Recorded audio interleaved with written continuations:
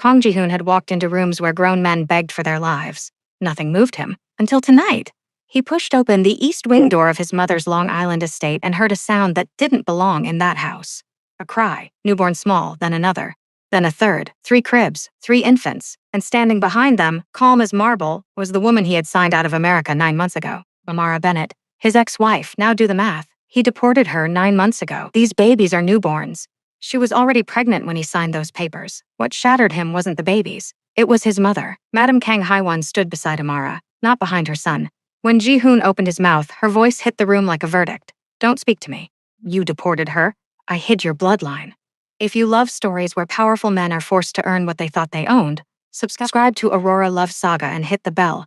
Drop a comment with your city and 1 word for what you're feeling. The woman who engineered this just pulled into the driveway, and she doesn't know Amara is alive. Let's rewind 6 minutes.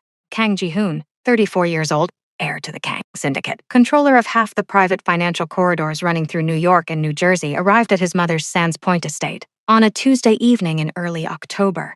His driver, Daniel, opened the rear door of the black Mercedes. His security swept the perimeter. Everything was choreographed, rehearsed, predictable. He was here for a quarterly family review. That's what his mother's assistant had called it. Routine, tea and paperwork. But the moment he crossed the marble foyer, something felt off. The staff wouldn't meet his eyes. Not one housekeeper, not one guard. Every single person in that house looked at the floor when he walked past. And if you've ever been around people who fear power, you know what that silence means. It means they know something you don't.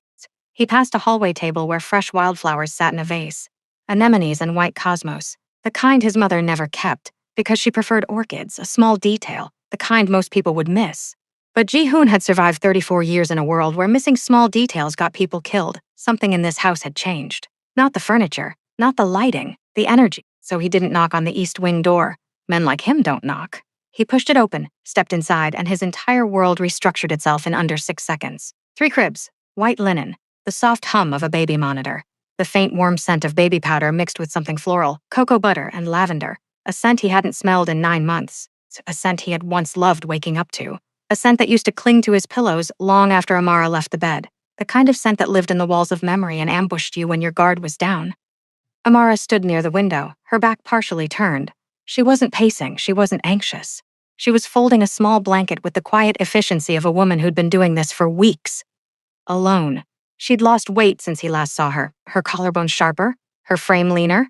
But she stood with the kind of posture that didn't come from comfort. It came from surviving without any. She didn't look up when he entered. She didn't flinch. And that, more than the babies, more than the impossible logistics, told Ji-hoon he had already lost something he couldn't buy back. Because Amara Bennett used to look at him like he was the safest place in the world. She used to reach for his hand across dinner tables in restaurants where no one else looked like her. Her grip would say, I chose this, I chose you. He remembered their wedding. A small private ceremony on Jeju Island 3 years ago. White magnolias. His mother and Amara's cousin Tasha as the only witnesses. Amara's hands had shaken when she held the flowers, and his eyes hadn't left her face for the entire ceremony. That woman was gone now. She looked at him like he was a stranger standing too close to her children. His mother sat in a high-backed chair near the nursery entrance. 62 years old, Madam Kang Haiwan. She had buried a husband who tried to sideline her from the family's legal holdings 2 years before his death. And she had outlasted him with such precision that by the time he was in the ground, every document bore her name. She had survived 2 syndicate restructurings, 3 attempted coups from rival factions, and held control of the Kang family's legitimate empire for 3 decades. Not through charm, through an iron understanding of one principle. Blood is not loyalty, behavior is. Tonight she wore a dark navy hanbok with silver embroidery, her posture straighter than the walls around her. A cup of boricha, roasted barley tea, sat untouched on the lacquered table beside her, still steaming. She had been waiting, not nervously, the way a chess player waits after placing a decisive piece. Ji-hoon turned to her. His jaw was tight. His voice dropped to that low, dangerous register that made grown men step backward. Iyama seolmyong hejuseo. Mother, explain this to me. He spoke Korean because honorifics were the last weapon he still had with her, the only language that still required her to acknowledge him as her son before her opponent. She replied in English, deliberate, pointed, because Amara was standing there, and Madam Kang had already chosen a side. 9 months ago, she said, you put your pregnant wife on a plane. You didn't investigate, you didn't verify.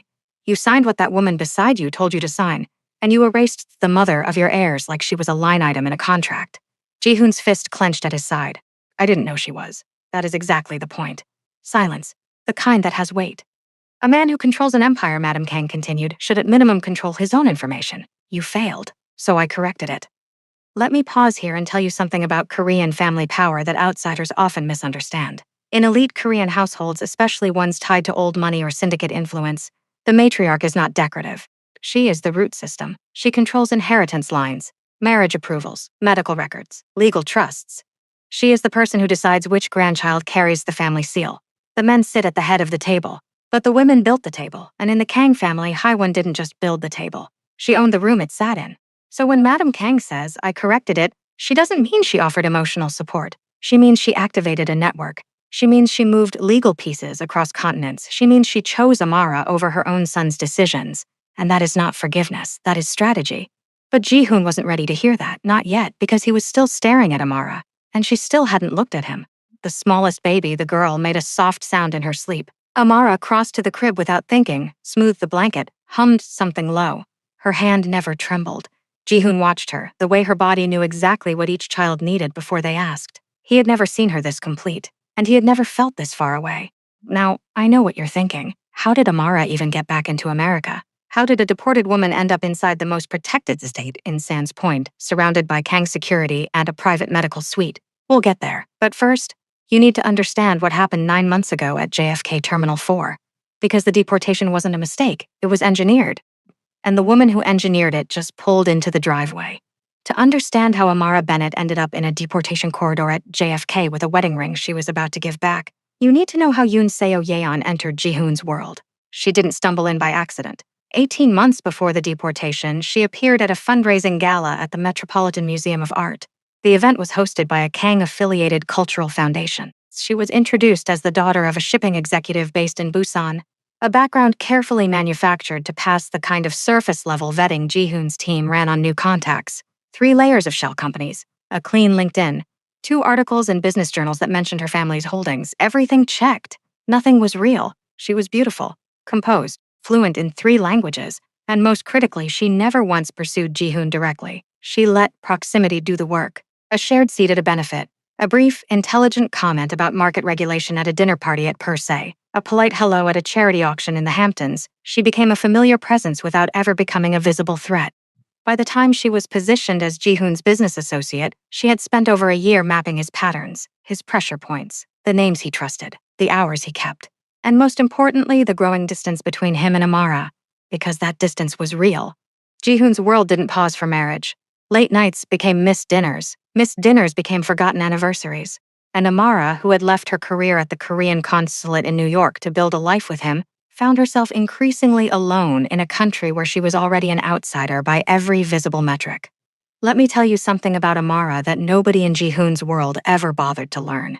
She had a master's degree from Georgetown in cultural diplomacy. She had been trained to read body language across 3 languages. She knew how to walk into a room of men who didn't expect her and leave with the deal she came for. Skills she had. Skills no one in the Kang circle ever asked about. She was the only Black woman at most of those dinners. The only foreigner. The only person without generational access to the language of power being spoken around her. She had learned to carry herself through hostility with the kind of grace that looked like calm but was actually armor. And armor costs energy. There was one night, 8 months before the deportation, when she came home to their Tribeca apartment, sat in front of the bedroom mirror, and stayed there for 20 minutes without moving. She didn't cry. She didn't text Ji-hoon, who was still at the office. She just unbraided her hair, slowly, one section at a time, and breathed. That was the cost of grace. And while she was paying that cost alone, Seo Yeon was 3 blocks away, having dinner with Ji-hoon at a private dining room in Midtown, making him laugh. Seo Yeon didn't seduce him. She validated him. She made him feel understood in the professional spaces where Amara couldn't follow. She mirrored his language, anticipated his needs, and slowly, surgically, she began reframing Amara's presence as a liability. She doesn't understand the pressures you're under. She's not from this world. She's holding you back from the alliances that could solidify your position. She never said these things directly. She wove them into silences, implications, the architecture of what wasn't said. And Ji-hoon, exhausted, overextended, and too proud to admit he was neglecting his wife, let someone else narrate his marriage. So when the moment came, Seo Yeon executed it with the precision of someone who had been rehearsing for months. Over 3 weeks, she quietly introduced a fabricated concern to a mid-level immigration officer at the ICE New York field office. Not a lie dramatic enough to trigger an investigation. A whisper precise enough to trigger a review.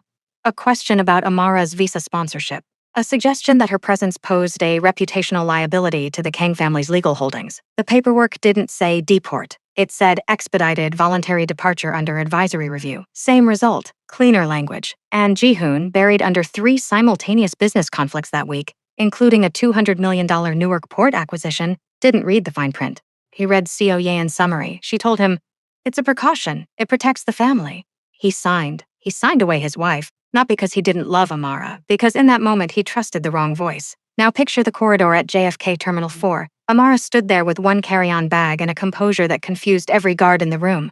She didn't cry. She didn't shout his name through the glass. She didn't collapse into the kind of dramatic grief that makes for good television. She had spent 2 years learning how to survive rooms where she was the only person who looked like her. And right now in this corridor, with airport security flanking her like she was a criminal instead of a wife, she wore that armor one last time. Instead of breaking, she walked toward Ji-hoon. Slowly, steadily, with the kind of posture that comes from being underestimated your entire life and learning to carry yourself like the answer to every doubt. She reached for his hand. He thought she was going to hold it. Maybe beg, maybe whisper something that would make this easier for both of them. She placed her wedding ring, a platinum band with a single black diamond, into his palm, closed his fingers around it, looked him in the eye for the last time. She said nothing, but her eyes said everything. "I will never ask you for anything again." Then she turned, walked through the gate, didn't look back, and Ji-hoon stood there holding a ring that still carried her warmth, watching the woman he had married under a canopy of white magnolias on Jeju Island disappear into a terminal like she was never real. Seo Yeon touched his arm. "It's better this way," she said softly. He didn't answer, but something inside him shifted. A crack so small he wouldn't notice it for months. The kind of fracture that doesn't hurt right away. It just weakens the foundation quietly, slowly, until everything built on top of it comes down, and everything was about to come down. Because what Ji-hoon didn't know, what nobody in that airport knew, was that Amara wasn't traveling alone. She was 6 weeks pregnant. The next ultrasound was going to reveal something that would change entire Kang bloodline. 6 weeks after the deportation. A clinic in Northeast DC. Not the kind with marble floors and complimentary sparkling water. The kind with fluorescent lights, plastic chairs, and a receptionist who called your name twice because the waiting room was too loud. Amara had arrived in DC with almost nothing. The bank accounts she'd shared with Ji-hoon were frozen within days of her departure, not by him. By Seo Yeon's quiet maneuvering through the Kang financial office. The Tribeca apartment had been sublet. Her professional contacts in New York were useless from this side of her own grief. She moved into her cousin's spare bedroom in Anacostia, Tasha Bennett, 34, ICU nurse at MedStar Washington Hospital. Single mom to a 7-year-old daughter named Amani. The only person Amara trusted without conditions. Tasha gave her the back bedroom. A mattress on the floor. A quilt their grandmother had stitched in Mississippi 40 years ago. She said one thing the night Amara arrived. "You stay as long as you need. We don't talk about him unless you bring him up." That was their grandmother's rule. Family doesn't ask, family stays. Amara had come to the clinic expecting confirmation of a single pregnancy. The ultrasound technician moved the wand across her stomach, paused, moved it again, then looked at Amara with an expression that was half awe and half concern. "Ms. Bennett, you're carrying 3. Amara blinked. "3 what?" "3 babies. Triplets." The room didn't spin, the walls didn't close in. Amara processed it the way she processed everything. Quietly, completely, with immediate strategic clarity. 3 children tied to the Kang bloodline. 3 potential heirs. 3 tiny lives that, if discovered by the wrong people, wouldn't be seen as babies. They'd be seen as leverage. In that sterile clinic room, Amara made a decision that would define the next 9 months of her life.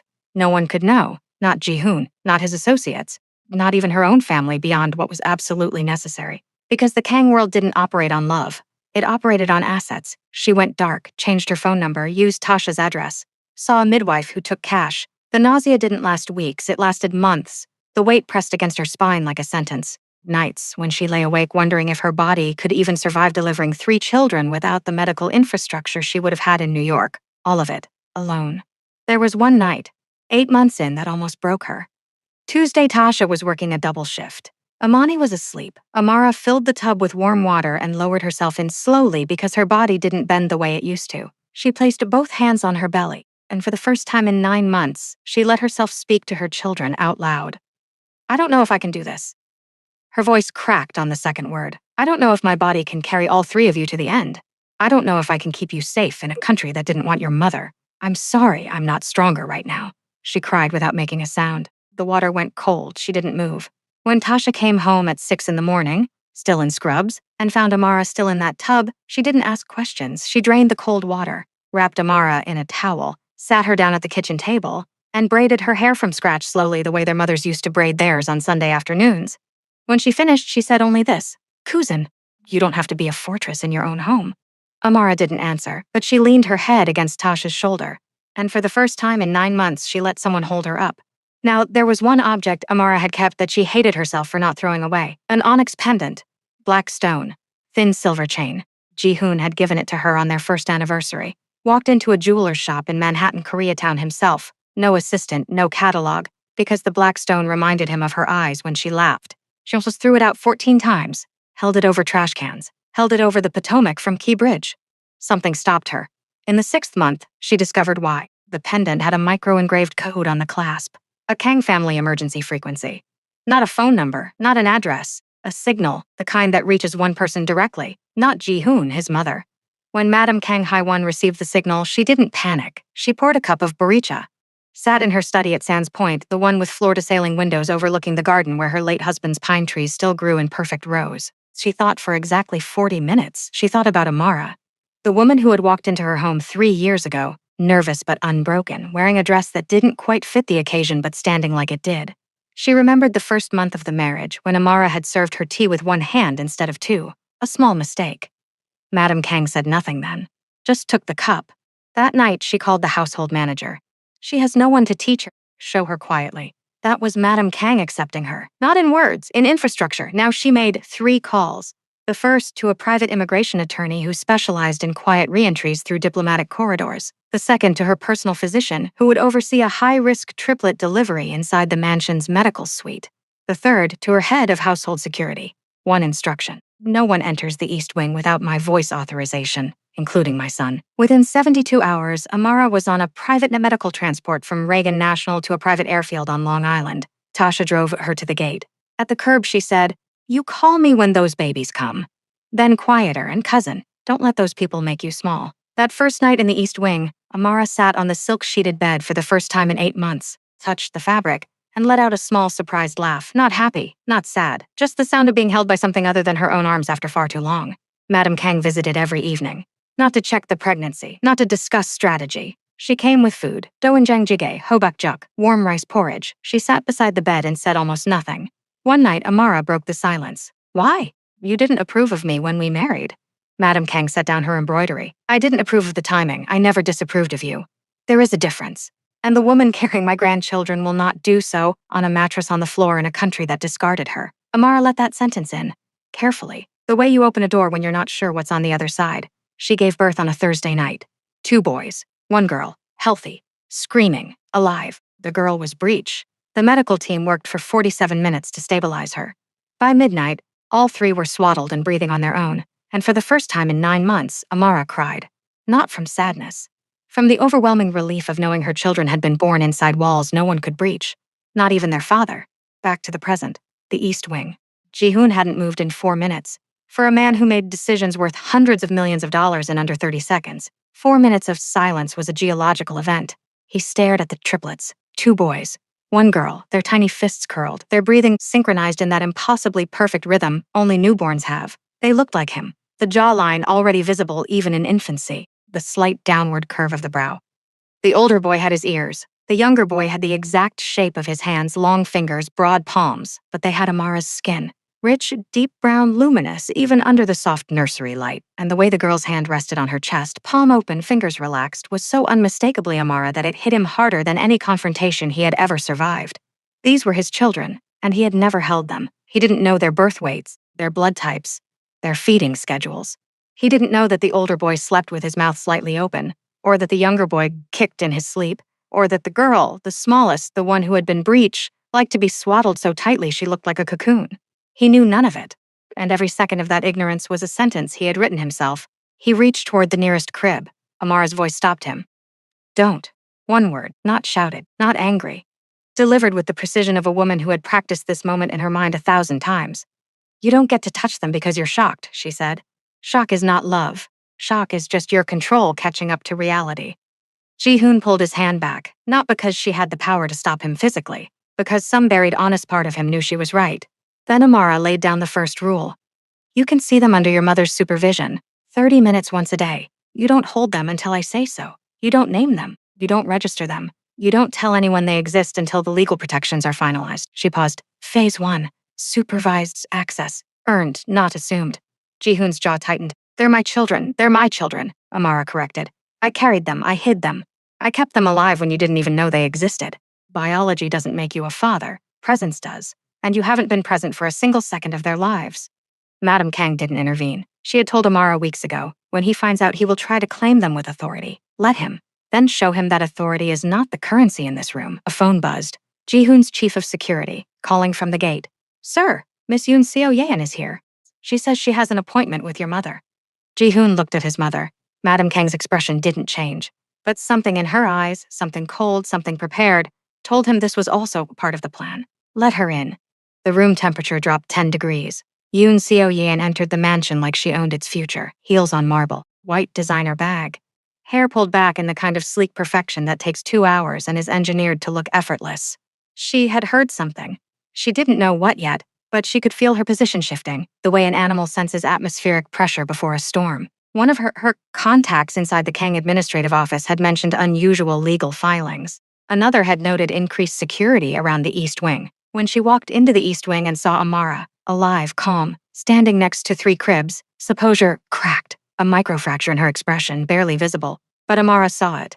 Because Amara had been trained at Georgetown to read body language across 3 languages. In 2 seconds, she cataloged everything. Left hand tightening on the bag strap, tension, breath holding for half a beat, shock, pupils contracting, recalibration, lower lip twitching once suppressed, anger. Amara had tried to warn Ji-hoon about Seo-yeon during the first year of her marriage. She had read this exact woman from across a fundraiser ballroom and told her husband she doesn't move like a friend. He hadn't listened. He was about to learn what that cost. What is she doing here? Seo-yeon's voice was perfectly modulated. Concerned, not threatened, strategic. She lives here, Madame Kang said. Seo-yeon turned to Ji-hoon. You knew about this? He just found out, Amara said. To the room, not to her, about 30 minutes ago. Same as you. Seo-yeon shifted tactics. She moved closer to Ji-hoon, lowering her voice. She's trying to trap you. 3 children hidden from you for months? This is manipulation, Ji-hoon. She's using babies to get back into the family. That's enough. But it wasn't Ji-hoon who said it. It was Madame Kang. The matriarch stood, and when Kang Hai-won stood in her own house, the room rearranged itself around her. You will not rewrite what happened inside my walls. I brought Amara here. I authorized the medical care. I documented the births. These are my grandchildren, and their legal standing is already being processed through my attorneys. Seo-yeon's eyes widened. The inheritance claim was already moving. You can't do this without Ji-hoon's approval. I just did. Silence. Seo-yeon didn't panic. She recalculated. She left the East Wing without another word. Most people would have called that her defeat. It wasn't. 11 o'clock that night. A traditional tea house in Flushing, Queens. A long-held Kang property. Madame Kang sat across a low-lacquered table from director Shin Myung-ho, 58 years old, former Kang-aligned financial strategist. Once passed over for senior leadership when Ji-hoon's father was still alive. 30 years of patient resentment calcified into something lethal. Amber light from a paper lantern. Sencha poured by Shin himself with both hands the old way. She came alone, one bodyguard outside the door. Hai-won sis, Shin said softly. 3 children complicate everything. I respect your decisions. But there are factions inside the family who will see them as instability. A quiet arrangement, the children move to neutral guardianship while the trust is sealed, would protect everyone. Madame Kang answered in Korean without smiling. You are suggesting I hand my grandchildren to factions. I am suggesting protection alone is risky. I could be an ally. She placed her cup down. 30 years ago, you wanted my husband's seat. Now you want my grandchildren's trust. Aren't you tired, Shin Young-ho? She stood. At the door, she turned. You arrived earlier than you planned tonight. That was your first mistake. There will be a second. She walked out into the Queen's night. The car door closed. She picked up her phone and called Ji-hoon's private intelligence chief. Build a dossier on Yoon Seo-yeon, 3 years deep. Send it to my son before sunrise. Sunrise, Manhattan, 47th floor. Ji-hoon hadn't slept in 41 hours. On his desk sat 3 things. A paternity report positive all 3 children his. A legal brief from his mother's attorneys. And a thin, unmarked dossier from his private intelligence chief, with 1 sentence on the cover. Read this before you see Yoon Seo-yeon again. He opened it, and for the second time in a week, his world collapsed. Yoon Seo-yeon was not a socialite who happened to fall into his orbit. Her brother Yoon Tae-jun had been a mid-level operative in a rival syndicate, killed 3 years ago during a territory negotiation. The official story said he was caught in crossfire triggered by Kang-aligned enforcers. Seo Yan had believed Ji-hoon ordered it, so she spent years engineering proximity, mapping his patterns, building the kind of trust that doesn't come from attraction, it comes from surveillance. Her mission was systematic: isolate him from his wife, remove his heirs, destroy his reputation from the inside. The deportation of Amara wasn't jealousy. It was phase 2 of a 3-phase destruction plan.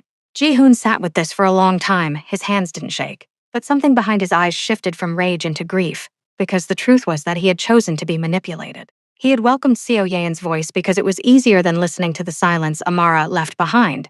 He paid the price in pieces. He killed the $200 million Newark port acquisition. A senior Korean advisor told him, in front of 3 other men, that he was a son who shames his father.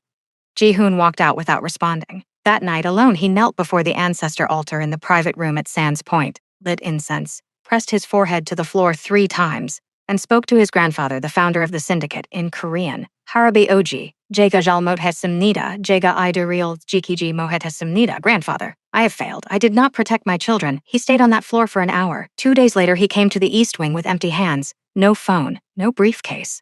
Just a small bag containing 3 handmade pajagi blankets from an artisan in Manhattan, Koreatown. He changed into indoor slippers at the door. No one asked him to. Madam Kang nodded once. He sat in a chair near the cribs, watched the babies breathe for 28 minutes without speaking. When the smallest, the girl, made a sound in her sleep, his entire body leaned forward instinctively, then stopped. He looked at Amara. Can I stay 2 more minutes? Amara looked at the clock, then at him. For the first time in 9 months, she saw something in his eyes that wasn't control. It was asking 2 minutes.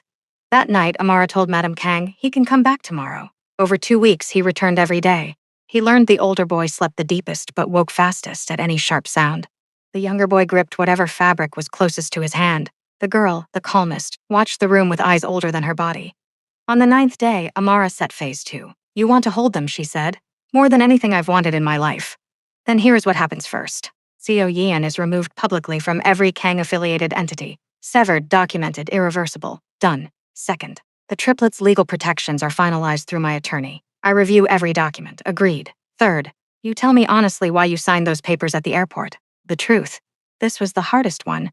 But he answered, I signed because I was afraid, not of you. I was afraid of what loving you openly cost me in rooms where people measure power by how little you feel. You made me feel everything, so I let someone else make the decision for me. I told myself it was strategy. It was cowardice. I will carry that for the rest of my life. Amara didn't respond immediately. She walked into the small bathroom near the nursery, closed the door, looked at herself in the mirror for 90 seconds.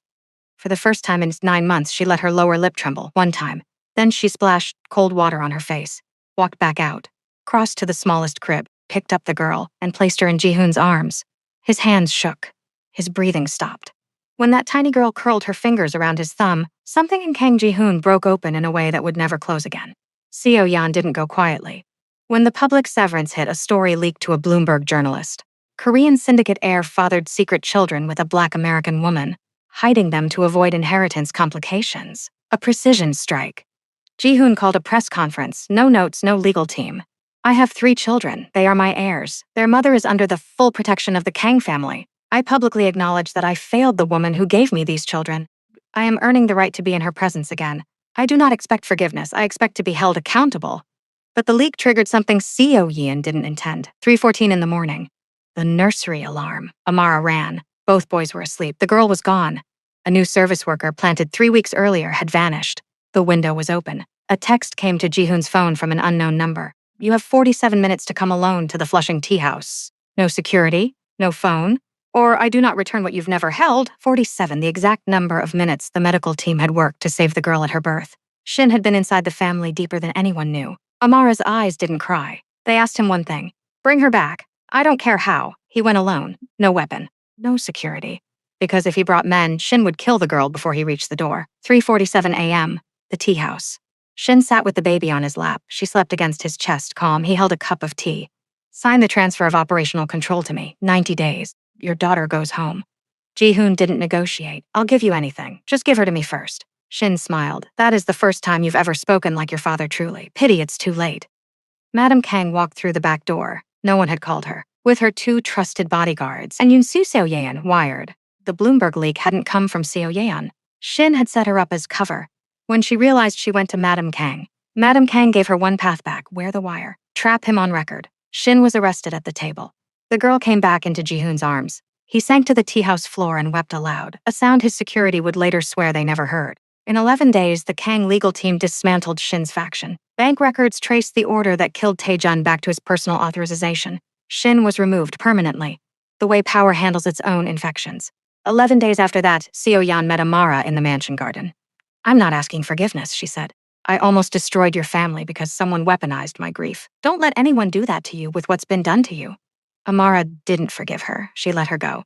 That night, Ji-hoon sat on the nursery floor and held all 3 children at once for the first time. His hands still didn't move easily. But he was learning. He whispered in Korean, "Appa Jikilj. Daddy will protect you." Amara stood in the doorway. For the first time in 9 months, she didn't guard her expression. Madam Kang passed in the hallway, stopped, did not enter. Her hand rested on the wall of the house she had used to protect what her son had nearly destroyed. Late that night, the smallest girl reached in her sleep and curled her fingers around her older brother's hand. Amara wrote in the notebook Tasha had given her in Anacostia. They found each other. They were always going to find each other. Maybe that's what family is. Finding the people you were always meant to hold. She sent the photo to DC. Tasha replied at 6 in the morning between hospital shifts. "Welcome home, cousin. The Kang mansion is quiet tonight. 3 cribs, 2 parents learning how to be in the same room without old wounds drawing blood. And 1 grandmother who understood, long before anyone else, that power isn't what you control, it's what you protect." Ji-hoon hasn't earned Amara's love back. Not yet. Maybe not for a long time.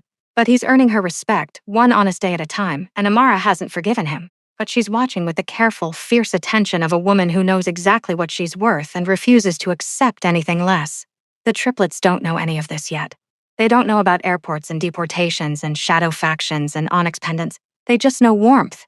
They just know voices. They just know that when they cry, someone comes. Maybe that's the only truth that matters. So now I want to hear from you. What did you feel when Amara placed that ring in his palm at JFK?